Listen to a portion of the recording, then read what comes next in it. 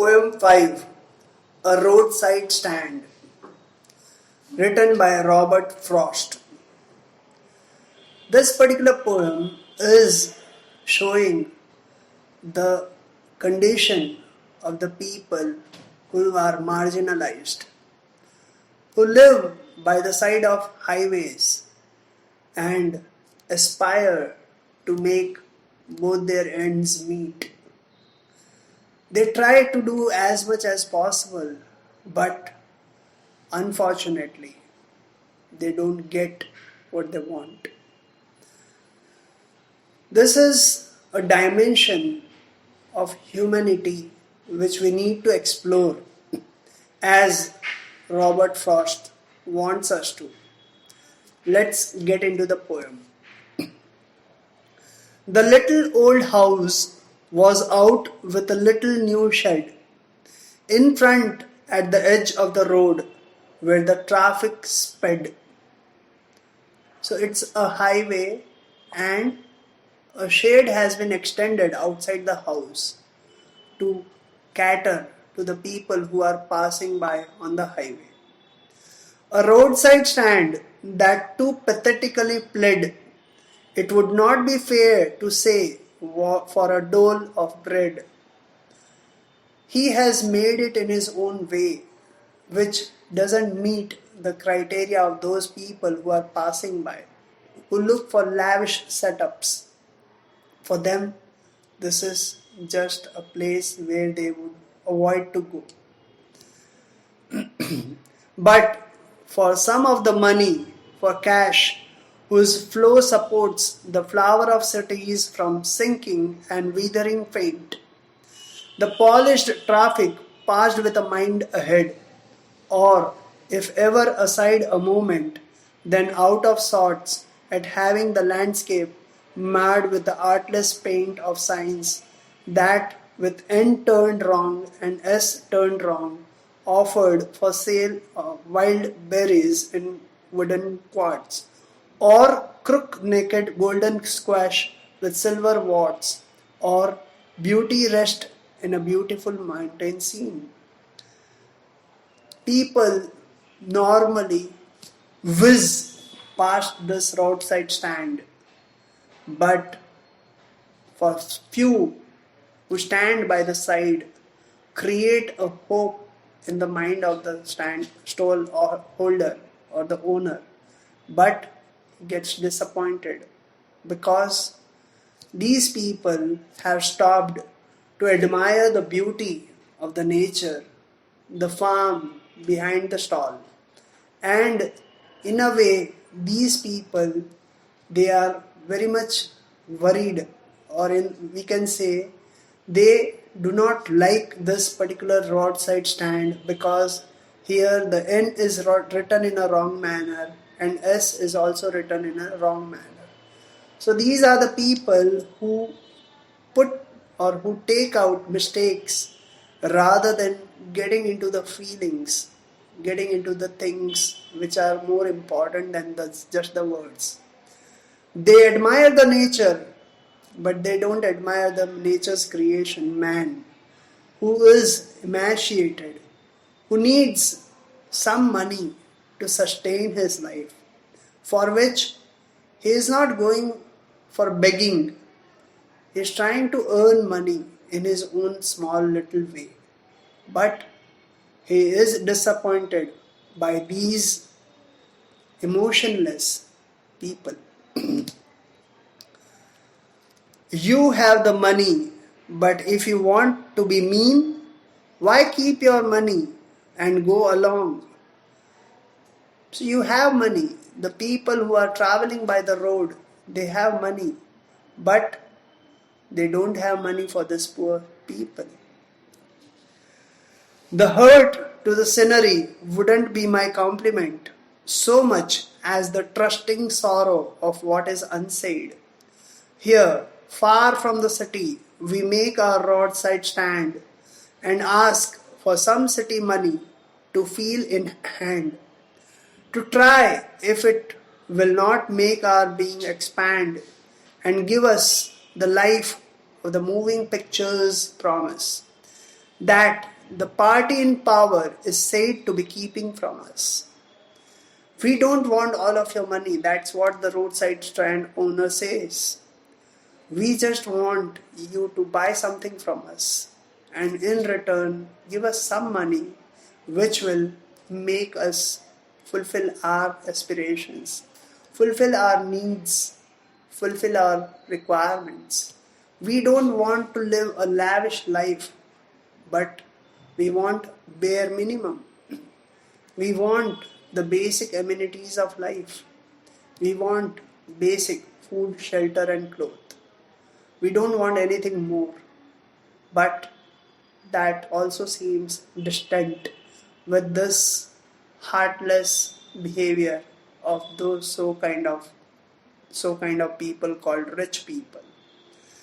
It is in the news that all these pitiful kin are to be bought out and mercifully gathered in to live in villages next to the theatre and the store where they won't have to think for themselves anymore, while greedy good doers, beneficent beasts of prey, swam over their lives enforcing benefits that are calculated to soothe them out of their wits, and by teaching them how to sleep, they sleep all day, destroy the sleeping at night the ancient way. And then comes those so-called philanthropists, those so-called well-wishers who have a hidden agenda of creating malls or for that matter anything else on the sparkling highway. They come to these people, they show them rosy dreams. They say, you move out from here, we will transfer you to some place where you will not have to suffer anything. You will have everything available to you. And trusting them, when we shift, we are left high and dry. We are left stranded. We lose our sleep, whereas they get better sleep. That's how they feel cheated by the people who, for their selfish interest, dupe these kind of people and make them suffer even more. Sometimes I feel myself, I can hardly bear the thought of so much childish longing in vain. So sometimes these people, they think that like a child, I am also aspiring for something which I am never going to get. The sadness that lurks near the open window there, that waits all day in almost open prayer for the squeal of brakes, the sound of a stopping car, of all the thousand selfish cars that pass, just one to inquire what a farmer's prices are. And one did stop, but only to plough up grass, in using the yard to back and turn about, and another to ask the way to where it was bound. People just zoom past there without even thinking about these people. The windows are looked upon with lot of aspirations if someone comes. And then a car does come. It plows through the field of the person just to take a turn. So instead of contributing, it has rather spoiled the grass or the field that has been sowed with something. And then one more car comes and stops and it asks for the way where the place is. So this is how the emotionless, heartless, meaningless mindset of people don't even think of the lesser privileged people of roadside livers, stand holders. And another to ask Could they sell it a gallon of gas? They couldn't. This crossly. They had none. Didn't it see? And then there are a few more who come and ask if they sold gas, which they might be very well knowing that they cannot get, but just for the sake of asking, they ask. In a way, they are engaging them into meaningless talks. No. In country money, the country scale of gain, the requisite lift of spirit has never been found. They never get any opportunity to move beyond. They are bound to live in this kind of situation. That's what seems out of all these things that the poet has been mentioning about. Also, the voice of the country seems to complain. I can't help owning the great relief it would be to put these people at one stroke out of their pain. And then, next day, as I come back into the same, I wonder how I should like you to come to me and offer to put me gently out of my pain. It just remains a dream. It just remains a hope. It just remains an optimism that somebody will come. Somebody will ask for my sorrows. Somebody will take care of me. Somebody will take me out of this situation. But it seems to be a distant dream because this world is turning out to be heartless, emotionless.